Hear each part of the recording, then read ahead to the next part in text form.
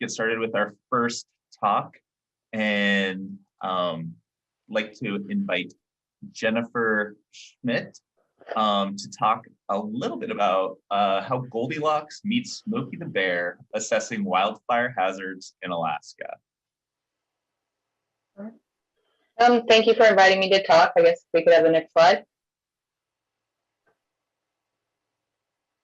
My name is Jen Schmidt. I work at UAA, the Institute for Social and Economic Research, and I'm here to talk about wildfire.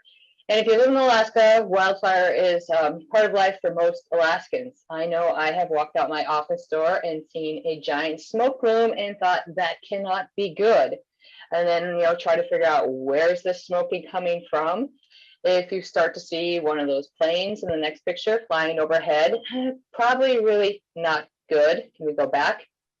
And then, some people have had planes fly over dropping retardant. And if, of course, firefighters show up, again, not a very good sign.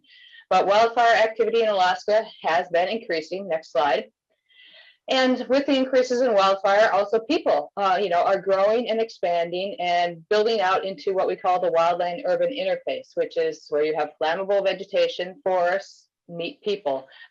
Here's some pictures from some recent wildfires in Alaska. You'll see structures surrounded by the vegetation, and the McKinley wildfire in 2019 did unfortunately burn some people's houses.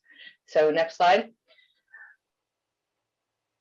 My project is trying to create knowledge on wildfire hazards. So we've developed these wildfire exposure maps, and in doing so, I've worked very closely with Community Council here in Anchorage. It's a local form of governance, which I found is very, very helpful in trying to get information out to residents and to communities to figure out what is too much and too little information. The first time I showed the maps, there was too much detail, and people were like, there's not black spruce on my property, these maps are wrong. So obviously I was overselling the data.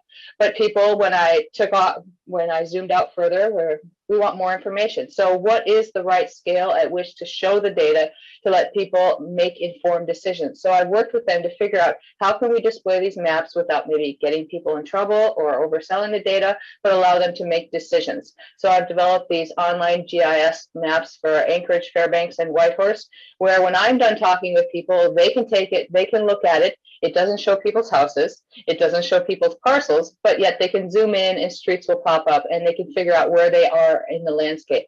So in order to do this, it really takes being flexible and responsive to what people want. I've also worked with the state to make an app, and they wanted wildfire history burn scars on there. So just taking the extra time and effort to create a product that people want and it's going to help them make decisions. I also found out that not everyone wants to know about hazards.